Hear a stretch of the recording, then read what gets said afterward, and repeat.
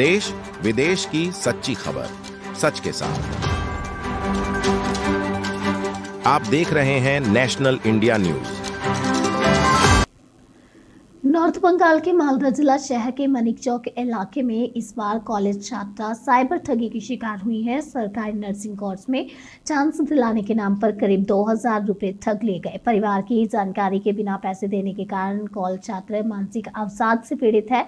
छात्रा घर जाकर रोती हुई नजर आ रही है। परिजन पहले ही साइबर क्राइम में अपनी लिखित शिकायत दर्ज करा चुके हैं, फिर भी जालसाजों द्वारा धमकियां दी जा रही हैं। आरोप है कि पैसे नहीं दिए तो झूठे आरोप में फंसा दिया जाएगा। कॉलेज छात्रा के परिजनों ने पुलिस से मदद की गुहार लगाई है। मानिक चौक के लालबथानी इलाके के रहने वाले विपिन सरकार पेशे से किसान है।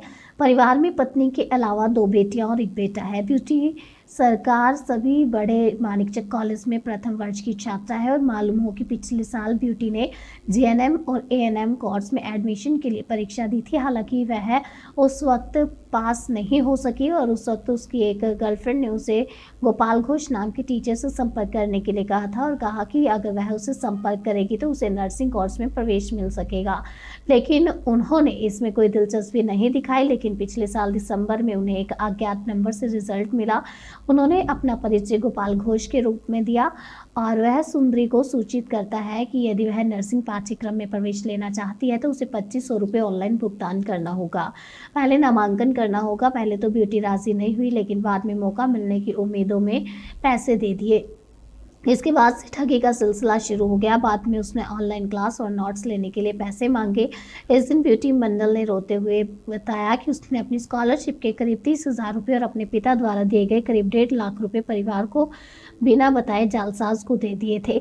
जब उसने पैसे वापस मांगे तो जालसाज को धमकी दी और तरह तरह की धमकियाँ, और फिर उसने और पैसे नहीं दिए तो जालसाज ने परिवार के सामने उसको फंसाने के लिए कहा, कई आरोपों में फंसा दिया जाएगा, इस तरह से कहा। मामला कुछ दिन पहले परिवार के सामने आया। फिर उन्होंने मालदा साइबर में लिखित शिकायत दर्ज कराई और कार्रवाई की मांग की।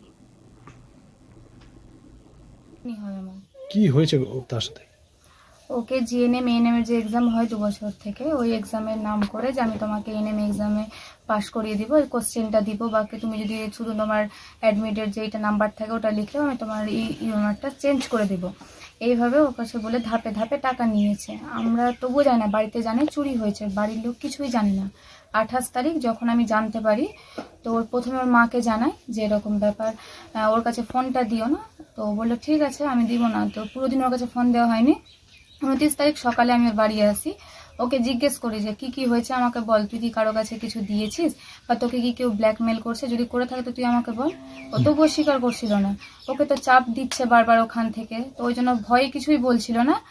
তখন যখন ওর ফোনটা আমি চেক করি, ওর ফোনে দেখতে পাই অনেকগুলো স্ক্রিনশট, ও যে টাকা যে শেয়ার করছে ওএমআর এর মাধ্যমে, যে কিউআর কোডের মাধ্যমে যে টাকাগুলো দিয়েছে সেখানে দেখতে পাই। তখন আমি ওকে যখন ওগুলো দেখিয়ে বলি, ও তখন কাঁদতে কাঁদতে আমার কাছে কথাগুলো বলে, আস্তে আস্তে বলে যে এরকম আমার কাছ থেকে টাকাটা নিয়েছে, সেটার নাম গোপাল ঘোষ আমাকে বলছে, কিন্তু কিউআর কোডের মাধ্যমে যেটা টাকা যাচ্ছে ওটার নাম আছে মমিন শেখ।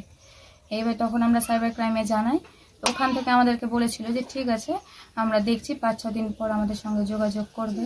তারপরে ওর কাছে ফোন আসছে, হুমকি দিচ্ছে নানাভাবে। লাস্ট ফোন পরশুদিন ওর কাছে আসে। তোর গার্জেন হিসাবে ওর মা প্রথমে ফোনটা ধরে, তখন ওকে বলছে যে ওর মাকে যে আপনি কি বিউটির গার্জেন বলছেন? তোর মা বলছে হ্যাঁ বলছে, আপনি কে বলছেন? বললো যে আমি স্যার বলছি, এরকম আপনারা কি জানেন যে বিউটি এত টাকা দিয়েছে আমাকে? তো ওর মা বলছে না আমরা তো জানি না, আমরা বাড়িতে জানি চুরি হয়েছে। তখন বলছে যে বিউটি আমাকে 1,82,000 টাকা দিয়ে দিয়েছে। স্যারটা ঠিকই বলছে যে 1,82,000 টাকা দিয়েছে, তো আপনি আমাকে 25,000 টাকা দেন, যার জন্য আমি তখন 1,50,000 টাকা আপনাদেরকে ঘুরিয়ে দিচ্ছি। ওটা তখন আমি ছিলাম পাশে, আমি ফোনটা নিয়ে বললাম যে কেন আমরা আপনাকে 25,000 টাকা বিশ্বাস করে দিব, এত টাকা তো আপনাকে দেওয়া হয়েছে, তারপরেও তো একটা টাকাও রিটার্ন পাইনি, তো কিসের জন্য দেব? তখন উনি বলছে যে না আমাকে উপর থেকে বলেছে, আমাদের একটা সিস্টেম আছে যে আমাকে মানিকচক থানায় এসআই এর সঙ্গে আমার কথা হয়েছে, উনি বলেছে যে আপনাদেরকে এরকম ভাবে টাকা দেওয়া যাবে না। কোন বিশ্বাস আছে যে বিউটি নিজের বাড়ি থেকে টাকা চুরি করে দিয়েছে? ও তো অন্য কারোর বাড়ি থেকেও টাকা চুরি করে দিতে পারে। এইভাবে ভয় দেখাচ্ছে যে ওকে চিটিং কেসে ফাঁসিয়ে দিব, আপনারাও ফাঁসবেন। আমি কালিয়াচক হামেশা যাই, কালিয়াচকের সঙ্গে পুলিশের আমার যোগাযোগ আছে ভালো করে। এইভাবে ভয় দেখাচ্ছে, SMS করছে বারবার ওকে। কথা বলেছে? হ্যাঁ, মানিকচক থানায় SI এর কথাও বলেছে। রয়েছে। ও পুরো ভেঙে পড়েছে, ও তো পুরো ভয় পাচ্ছে যে কি হবে না হবে। ওকে বলছে চিটিং কেসে ফাঁসিয়ে দিবে, কান্নাকাটি করছে, খাওয়া দাওয়া ছেড়ে দিয়েছে, সব সময় একা একা থাকে, চুপচাপ বসে থাকে, কারোর সঙ্গে বেশি কথা বলে না, কাঁদে মাঝে মধ্যে। হ্যাঁ, ও ভয় রয়েছে তো, প্রচন্ড ভয় রয়েছে।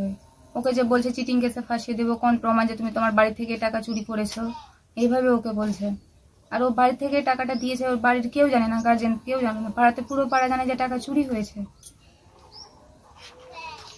না, টাকাটা বাড়িতে হয়তো ওর হাতে এনে বাবা দিত, ও রাখতো। এর আগে তো কোনোদিন হয়নি, ওকে বিশ্বাস করে যেন টাকাগুলো দিত, বাক্সতে রাখা থাকতো, অ্যাটাচিতে থাকতো, কিন্তু ওখান থেকে ও আস্তে আস্তে নিয়েছে। প্রশাসনের কাছে একটাই চাইছি যে যেই কাজটা করেছে তাকে যাতে ওর ন্যায্য বিচারটা হোক। একটা মেয়ে যে এরকম ভাবে আস্তে আস্তে পড়াশোনা করছে, ও তো চিন্তার মধ্যে থাকছে, কিছু যদি ভুল সিদ্ধান্ত কিছু যাতে না নেয়, যার জন্য প্রশাসন এই ন্যায্য বিচারটা করুক। মৌমিতা আচার্য। এই তো যে বললো আমার মেয়ে এইসব কথা, প্রথম আমাকে বললো কি আমাকে এই পরীক্ষার জন্য এতটি টাকা চাইছে মা। তা আমি বললাম তুই বাবার সঙ্গে যোগাযোগ করবি, তারপরে দিবি টাকাটা। মেয়ে ভিতর থেকে ওই রকম করে দিয়ে দিল, আমি জানি না। বাড়িতে এরকম ওর হাতেই টাকা, কোনোদিন 10টা টাকা এদিকে ওদিকে করেনি। এই টমেটো চাষ করছিলাম, বিক্রি করে করে এনে রাখছিলাম, ওই গুনতি করে রাখছিল, ভাবতে পারেনি কি মেয়ে এরকম করে দিবে। কত টাকা ছিল? 2.5 লক্ষ টাকা ছিল প্রথম, তো ওটা থেকে 1.5 লাখ বের করে নিয়েছে। আপনারা জানতেন না? না, তারপরে যে ব্যাংকে রাখতে যাবে ওর বাবা, দেখি টাকা নাই। তবুও মেয়েকে জিজ্ঞাসা করলাম, কোথাও যে যাচ্ছি দেখাতে, তো বলছে কি না বাড়িতেই আছে টাকা। মেয়েকে জিজ্ঞাসা করছি, মেয়ে বলছে না আমি টাকা নেইনি। ওটা হয়ে গেল মোটামুটি 22-23 দিন থেকে বেশি হয়ে গেল। তারপরে দেখছি ওর বাবা নিজের হাত দিয়ে টাকা রাখলো, ওটাও 35,000 টাকা থেকে 22,000 টাকা টেনে নিল। 9,000 টাকা গুনতি করে রাখলি, 1,000 টাকা নিয়ে গেল। 3 ঘন্টা তো ওটাও টাকা বের করে নিল। তারপরে জানতে পারলাম কোনো কিছু না, কিচ্ছু জানায়নি। কিভাবে জানতে পারলেন এই ঘটনা? এটা যে ওই যে আবার ওর টাকা যখন ওর কাছে নাই, আমার বাড়িতেও নাই টাকা, একটা যে খাবো তো টাকা নাই। তারপরে মেয়ে আবার অন্যজনকে বলছে কি টাকা এতটি দিতে হবে, তো ওই ওকে বলছে কি টাকা যদি এটা না দেয় তো আমি মরে যাব। কে বলছে? মেয়েটা বলছে কি টাকা যদি না দেয় আজকে তো আমি মরে যাব। ওখান থেকে চাপ দিচ্ছে খুব, যে টাকা নিচ্ছে। তারপরে ওই কি করলো, ওকে বাঁচাবার জন্য কিছুটা যতটি চেয়েছিল অতটি দিল না, অল্প দিয়ে ওকে পাঠালো টাকাটা, এই নম্বর দিল। তারপরে ওই যে আমার ভাতিজা থাকে শিলিগুড়ি, তো ওরই কাছে আবার ওই ছেলেটা যে পাঠালো, ওই আবার ওকে বললো বিউটির অবস্থা ভালো নাই, বিউটি অন্য জনকে টাকা দিচ্ছে, ওর অবস্থা ভালো নাই, দেখ তুই বাড়িতে যে একটু জানা। ওই আমার বৌদিকে বললো আমার ভাতিজাটাকে বাড়িতে জানাবি না, 3টা দিন কোনো রকম করে বিউটিকে চোখে চোখে রাখ, আমি 3 তারিখে বাড়ি যাচ্ছি, আমি বুঝাবো। তো ওই দিনকা আমার বৌদিটা দেখলো মোবাইল দেখে, তারপরে এই জানাজানি হলো। তখন হয়েছে ওই কি 1,82,000। 1,82,000 দিয়ে দেওয়া হয়েছে। সেই টাকা আমার এই জমি এই টমেটো চাষ করি এতে। হ্যাঁ। কোথায়? মালদা। তারপরেও তো ফোন আসছে তো ওখানে যে বলেছে স্যার যে ওখানে কমপ্লেন করার পর যে মেসেজ ঢুকছে, তো স্যারকে বললাম কি স্যার এইরকম মালদা যেতে যেতে 14 বার ফোন করেছে। তো আবার 4টার দিকে যখন বললাম কি মেসেজ ঢুকছে, তো বলে নর্মালে কথা বলবা, কিন্তু ওকে জানতে দিবা নাকি কমপ্লেন হয়ে গেছে এখানে। অবস্থা তো শেষ ছিল, খাওয়া দাওয়া সব ছেড়ে দিয়েছে। আমরা দেখলাম ও বলছে কি আমি বলতে পারবো না। আমি বলি টাকা যখন দিলি তুই কেমনি দিলি টাকাটা, আমরা কাজ ভয় আছে ওর ভিতরে। কিরকম ভয়? হ্যাঁ, কিরকম ভয় বলুন? এখন কি আমরা যদি বাড়িতে কোনো চাপ দিই, ওর বাবা কি আমি, তো করতেও পারে। ওই সুসাইড করতে হবে। কেন, ও কি কোনো ধরনের হুমকি দিচ্ছে যে ফোন করছে? হ্যাঁ, হুমকি দিচ্ছে। তো কি বলছে? মোবাইলে রেকর্ডিং আছে, শুনিয়ে দে তো। হুমকি দিচ্ছে কি টাকা দিতেই হবে, আচ্ছা, না তো চিটিং কেসে ফাঁসিয়ে দিব। আচ্ছা আচ্ছা, এইসব কথা বলছে। এসব নিয়ে মেয়ে ভয়ের মধ্যে আছে। হ্যাঁ। আপনার নাম? সরস্বতী সরকার।